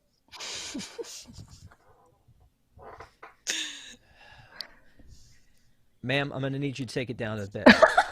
But the other Have a part of me magical day. that loves oh, no, you didn't. No, you didn't. Look, friends, we're not going to do this. So when you go in here and you look at this, like, the other part of me is like, I want to see everything. I want to see, like, behind the scenes. I want to get evac'd from an attraction sometime, because I want to see things like, I've gotten evac'd from Splash Mountain twice, and that's about it. Oh, and and Living with the Land. That's basically the behind the scenes tour for free is what that is. So that's really not as exciting as it sounds. But when you see this kind of stuff, I don't know, I get pretty excited about that. Also, just again to fly through this a little bit, the Zootopia story that we had here was that the skyline is taking shape for this Zootopia attraction, and these things unto themselves look like Zach Ridley showing us the water cycle. But I mean, but at the same time, it is exciting to see these pieces come in, and they're promising that it's going to be quite a view when all of this is said and done. So it looks like some forced perspective happening with that, and it looks like it's going to be a huge area at Shanghai Disney. And so, I mean, I would love to get there someday. I've heard horrible things from people, and when I say people, I mean Tom and Jason. But when I go and look at this, I'm just like, that seems like a really neat thing to see. But the reason I wanted to run through that stuff is we got to talk about the fight of the week, because it seems like every week there's a new fight, and I just want to go around around the horn real quick. Boxing match sounds. I played Let's Get Ready to Rumble last week, and Patrick cut me off because he's like, "Oh, that guy sues like crazy." So. Yeah. No. So the only thing Just I the can bell, do, just the bell. the only thing I can do is Bell. we can do that. We can do that. Kamila, do you want to talk about this for a little bit? Yeah, no, I mean, it kind of breaks my heart, because I feel like I want Disney World and Disneyland and the parks to be like this sacred place. You know, and I'm thinking about families when I say this, and I think Disney is for everyone, adults, kids, you know, everyone. But especially for kids, for people who are visiting for the first time, like, I want it to be kind of this sacred place. And so when you keep hearing about, you know, guests behaving very badly, as we have seen, you know, we could say over the past few weeks, but I just feel like, you know, all of us have seen horrific guest behavior at Disney World in particular. And it just kind of breaks my heart because you don't want that. But I feel like there's something about the summertime, because I feel like even me, the few times that I've made the mistake of going to Disney World in the summertime, like I've been close. And I'm a pretty low-key reserved person, but I just feel like it's a horrible mix of no sleep, you know, bad children, maybe, I don't know. You spent all this money, you're trying to get it done, it's hot, people are just miserable, but it's not an excuse. Like, this cannot happen. People have to maintain their cool. But the worst behavior I have ever seen of, you know, one human being to another has always been at Disney World. And it's just, everyone needs to chill. You got to chill, okay? Keep it together. Yes, Kamila says chill. That's going to be the next product from Carousel Products. Kamila says chill. I've missed a couple super chats that I wanted to throw out here real quick. WDW Mickey 499, thank you so much. Happily Ever After's coming back. Billboard's coming back. The Great Movie Ride is coming back. And this is Josh Tomorrow. Their dream scenario from Josh Tomorrow at D23. So thank you for the $4.99 super chat. I hope that happens. I don't think it's going to, but I hope that happens. And you know, who knows? Especially because I'm going to go to D23, and every time I'm at D23, I drink the Kool-Aid, no questions asked. Like, I'm in a completely different zone when that happens. So it'll be interesting to see what they do come up with. So again, WDW Mickey, thank you so much for the super chat. And then one other super chat from William K99, $10. We want Merida on an ECV. Obviously a reference to News Tonight and Sabrina and her amazing portrayal of Merida over and over again, which makes it almost ruins Merida for me, honestly, if I'm putting it out there. Like, I mean, I can never unsee that or see Merida the same way again. So, again, thank you all so much for the super chats. We really appreciate it. But back on track to the fight, because I know, Stephanie, you like a fight like no one else. Sure. No, I just can't believe it. So I don't know if it's that we're just seeing more of it because of, you know, all the TikTok and Twitter and everything else that you can upload these videos to YouTube. I don't know if it's that or if it's just we're becoming more of a terrible society, but I just don't remember seeing so much strife, like for guests. Like, sure, like you're getting angry at Disney for whatever reason and you're complaining to guest relations, but I've never guest, you know, squabbles like this when I worked there. And, you know, that was 15 years ago. So what's changed? I don't know. But I 100% agree with everything Kamila said. I think we've talked about the fact that, you know, trips cost a lot more and the pressure to do, and they're harder. Right? They're harder because you've got to make sure all your Magicband Pluses are charged and you have your park passes and that you've gotten your ADRs and you know, paying for Lightning Lane and all of those things. Yeah, so it's just, I mean. But you know what? That's not an excuse. Like, no, it's not. It's not. It's not an excuse. No, and you're not saying that, I know, but like, you knew what you were signing up for. You know, like, I feel like, you know, I don't know. I mean, everybody always says sometimes you come back more tired from a Disney vacation than rested, whereas, you know, if you're going to go to, like, Sandals, you know, you just never want to come back or whatever. But when you go to Disney, you got to get your money's worth. And so maybe that's part of it. I agree, though, it's not an excuse. So I would also, ma'am down there in the corner, we don't say the TikTok, just putting that out there. So, Desi, thank you, friend. Up I am with everything, yes. Yeah. Desi, bring us home. Why do you cause fights in the park? Because Rob calls me ma'am.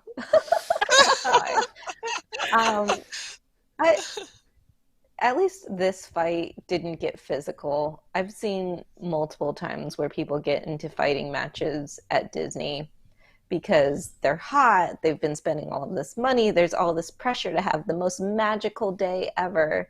I feel really grateful to be an annual pass holder and to live here because I can just go for a couple of hours. If my kids start acting up, I leave. Like, it's fine. We can do the rides, get the snack the next week. For people who come here and this is like their once in a lifetime trip, that is a lot of pressure to have a magical time. Can I ask you a question? And real quick, and then we'll go to Kamila. When you say when your kids start acting up, we leave, do you take them with you? I mean, Yes. I'm asking. I don't know. The way you set that up, you're like, when they start acting up, I could just leave, and I'm done. I'm sorry, Kamila, what were you going to say?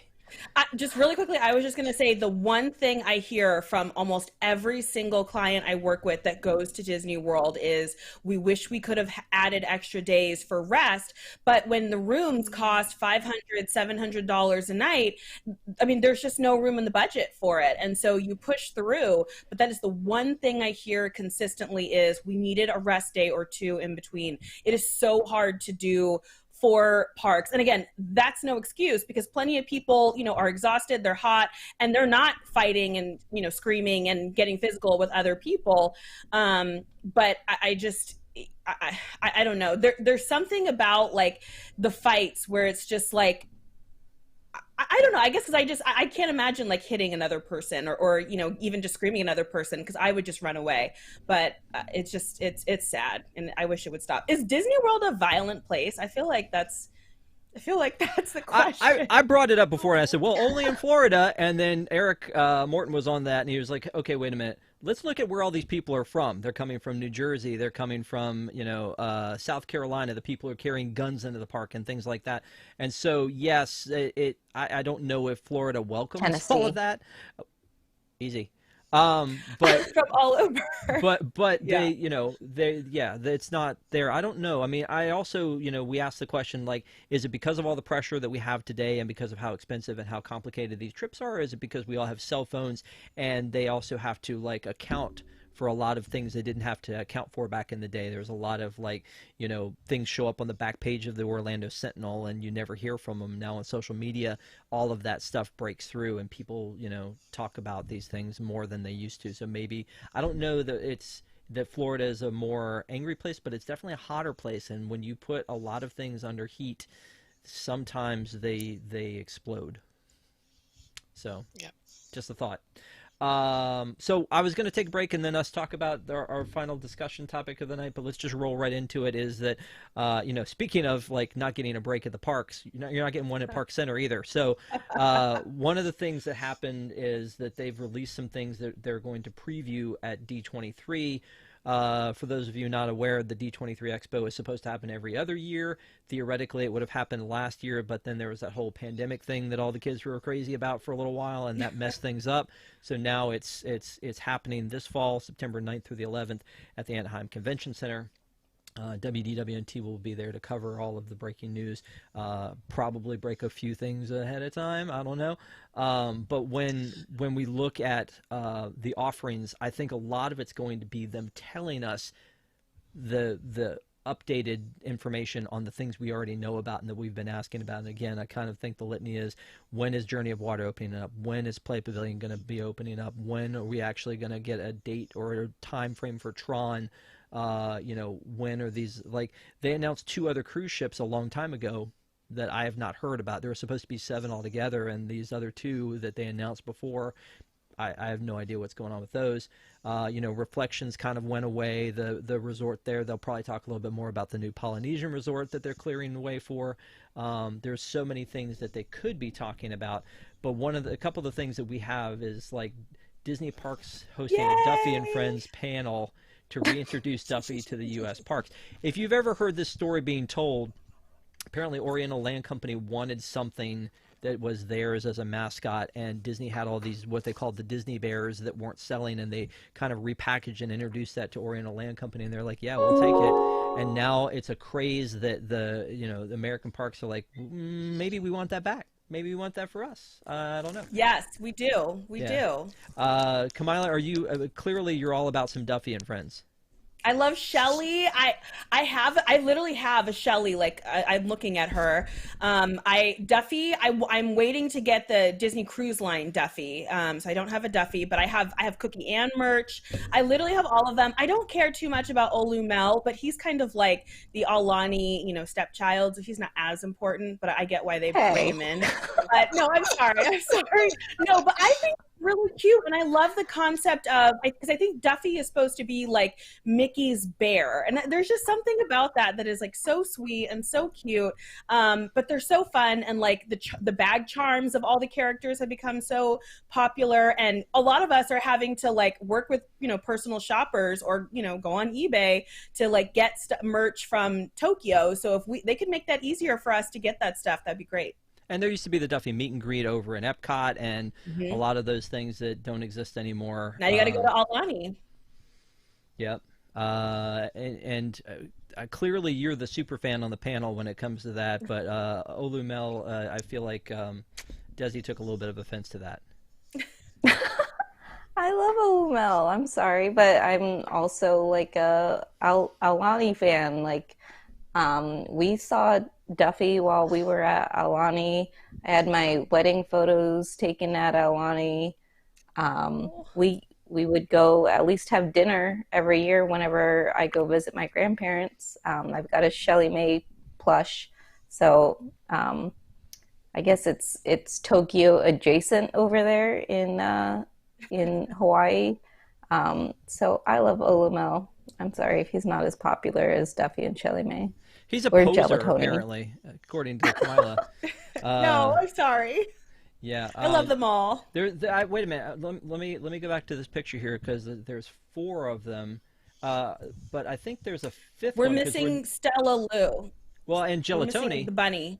And Gelatoni, that's right. Yeah, so Stephanie can buy one of each for her kids, right? So for my crew, right? Well, they do try to, I mean, at least keep this kind of in the realm of like people's thinking, because when you go to the parks and you watch the Disney Channel, they have the bedtime stories, and they do have Duffy bedtime stories with Mickey and Minnie, and how Minnie made Duffy for Mickey, and so it introduces it to the kids, and so yeah, they do recognize him. When we went to Alani, I got a Shelley Mae from my daughter, and so it was they knew who they were, but yeah, they're not huge over here. I think that it would be interesting to see what they do with them. Okay, so then the other thing that we have, been hearing a lot about ever since they announced that they were going to take down Splash Mountain, which was 2020. I feel like we've seen a lot already, Kamila. What is it you think they could possibly tell us at D23 about it that we don't already know? I don't know. Maybe updated concept art, maybe more information about like which characters, you might be able to see in it. I really don't know. Yeah, we'll find out. Right? They gave us the name of it, which is Tiana's Bayou Adventure, and this little logo here. So they've given us that. They gave us the time frame of 2024, and we don't really know much more about it other than that. But it should be neat to see all of this come to life. I just hope again that they do it justice, and it's not just projection mapping, and that they really take their time and do something great with it. Because I think that Tiana is a great product. I mean, it was the IP anyway. It was a last hand-drawn IP really, and it would be nice to be able to see it given its due. But again, the fact that there's not a Tiana's Place, I think, makes everyone furious. So I mean, I don't know can you take the Briar Patch shop and turn that into a Tiana's Place restaurant? Too small. Pecos Bills.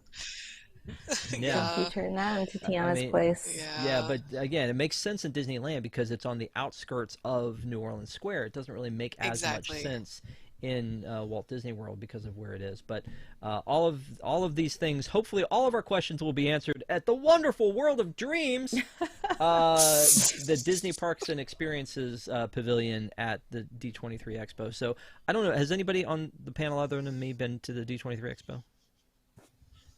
Okay, yeah, I have a problem. No, I do, and I admit it because the very first one I flew out to by myself because everybody in my life was like, "You're going to that, right?" And I'm like, I don't know if I'm allowed, but I ended up going anyway, and it was really neat. The first one was awesome. It was 4 days, and then it kind of slowly slumped down to 3 days. The first one was 4 days, and like one was about movies, one was about animation, one was about television, one was about the parks, and it was really well laid out, and there was a lot of people there, famous people, and it wasn't crazy crowded.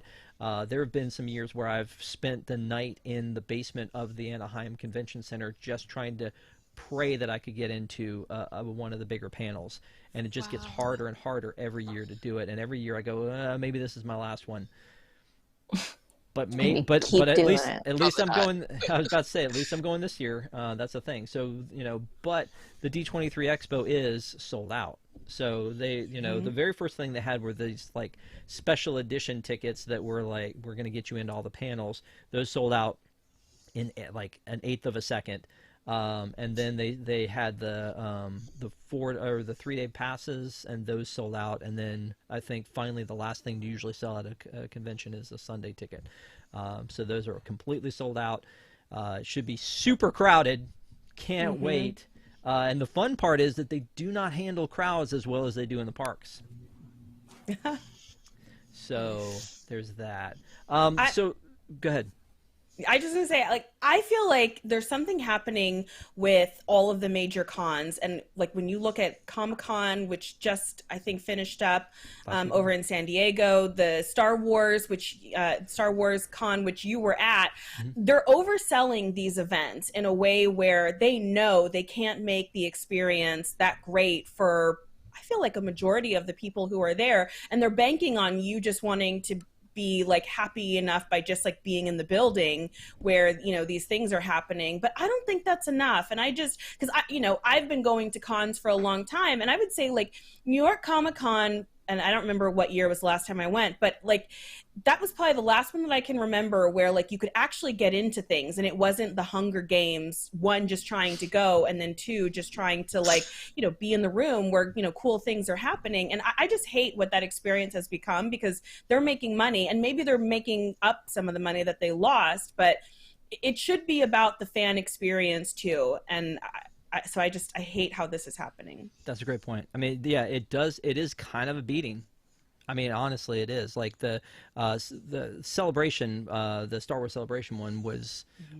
I mean, I had never been to one before, but it felt very much like D23, and the fact that if you had to get there early, you had to line up in the basement. They, some people had, their own passes to get into places early. And you really have to know what you're doing to be able to get in there, or else you could basically buy these expensive tickets and waste 3 days if you don't plan ahead. And it's really one of those things you have to get in there and figure out which panels are going to be important to me. Sometimes you think, oh, this is going to be an important panel. I went to one that was about at Celebration, but it was about the art of Batuu and like the hidden things of Batuu, and it was some guy that I feel like I could have run that panel. I thought originally it was supposed to be Imagineering, but it wasn't. It was just some side panel about Batuu. So,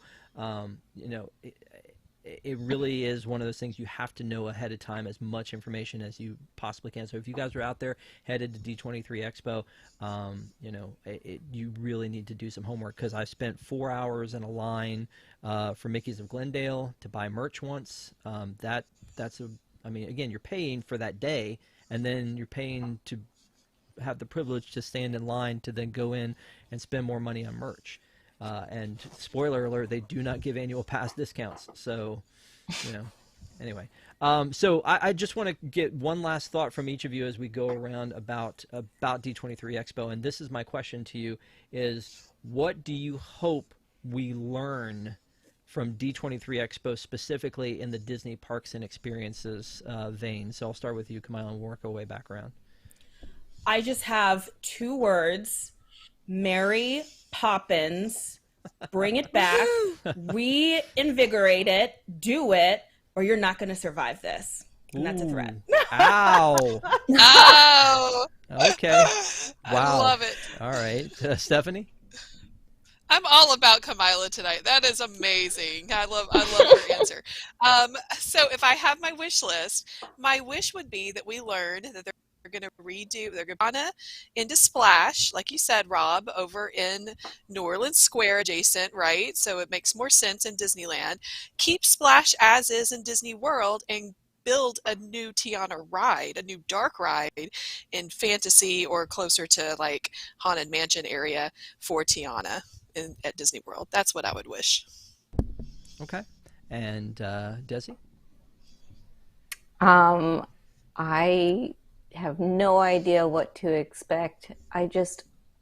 I'm very curious as to whether or not Bob Chapek will actually get booed on stage. And if so, Yes. how many people will join in? That's what I'm most interested to hear about. Tom's got to start the booing. Yeah, But I I'm mean, also concerned he's going to get like trespassed and booted from all Disney things. I mean, going to be forward if he does perfectly that. honest, and first of all, this is what Kamila's talking about. Is at the last one in 2019, they talked about Cherry Tree Lane expansion. They didn't tell us anything about it except that it was coming to Epcot's UK. They didn't tell us new Mary or old. It looked like it was probably going to be new Mary. They didn't tell us if it was a meet and greet. I always joked about it being Enchanted Tales with Mary Poppins, because it looked like you would maybe walk into the Banks' house and then like something like Mary would slide down the banister or something. I don't know what this was supposed to be, but it would have been great to see it happen. I know that Mary is more cherished, I think, in Disneyland than she is in Disney World. There's not really good representation. It was called the Great Movie Ride, and now that's gone. So that's for that. But and just my part of it is I want to see them announce updates for all these attractions that they haven't talked about in forever, which include Tron release, which includes a release for like an opening date for Moana, something about Play Pavilion because they've made a permanent curb in front of the Play Pavilion now, which makes it look like it's never going to open. And then the same thing with like all the stuff that we've been rumored about Tomorrowland and Disneyland. Are they going to make the Space Mountain a Buzz Lightyear themed attraction? Are they going to bring back the Tomorrowland People Mover? Are they going to demolish a perfectly good building with indoor air conditioning to put up some patio furniture in the sun over in Tomorrowland? I don't know. It's going to be interesting to see all of it. But like I said, when I'm there, I just feel like I'm drinking the Kool-Aid, and I'm like, yes, this sounds awesome. The one problem that I do have is that at the last one I went to, Bob Iger was the guy. And he brings out the Disney Legend recipients and, welcomes them himself and, reads this great bio, and he knows the folks. And like, it was, Robin Roberts or Christina Aguilera or whoever it was, he just seemed to have this relationship with them and bring them out and be like, we're so proud of you and here's this award. I can't imagine Chapek being able to pull that off. And that was such a neat part of D23, the Disney Legends. So I don't know if that'll happen. Also, Bob doing the the big introduction to welcome everybody to the Expo, things like that. That I don't know if Chapek will. I don't know how he does it. Especially maybe the rest of the world doesn't feel the same way about him that we do in our little community. But it'll be. It saddens me that Bob Iger will not be a part of that anymore. So, but on a positive note, at least we'll know more than we do right now, right? So that's the good news about the Expo, is that we'll hear more about Marvel. I mean, they did a huge dump on San Diego Comic-Con. If you guys have tuned into WDWNT TV, we do Disney Entertainment News Today every Tuesday. The last episode was all about all of the information they gave us at San Diego Comic-Con. So please watch that if you haven't. Also, don't forget we do Deep in the Plus every Wednesday night and do movie reviews. That's coming up this week. We're going to be starting Lindsay Lohan month. So buckle up. I did not realize when I planned it that it was 5 Wednesdays. He's going to be doing Herbie Fully Loaded. Yeah, Patrick's going to be doing it. Are you going to wear pink on Wednesday? Yes. That's awesome. You have to. You have to. You're starting to scare me, Kamila. You're like, you have to. And they have to bring back the Cherry Tree Lane. Or else. So yeah, and then finally for tonight, I just want to thank everybody for sticking with us and being with us tonight. We had a lot of information to cover, and it's always a lot of fun having you guys here on panel. Also, our WIGS members, we love our WIGS. Thank you guys so much for being members of the WDWNT Interglobe Society.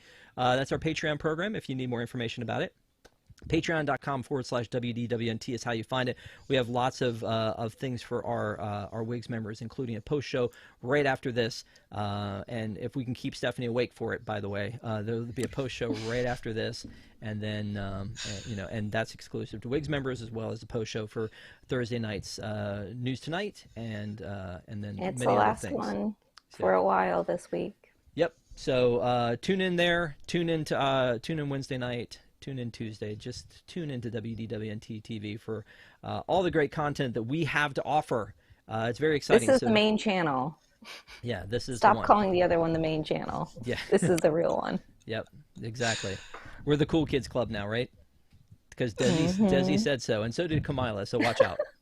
right. Yeah, That's right. She's not messing around anymore.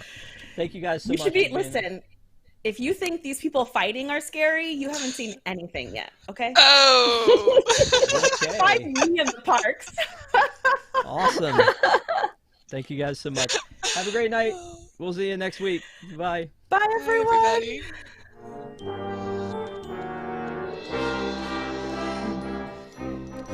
Dun, dun, dun, dun. Dun, dun, dun, dun. Dun, dun, dun, dun. Dun, dun, dun, dun. Dun, dun, dun.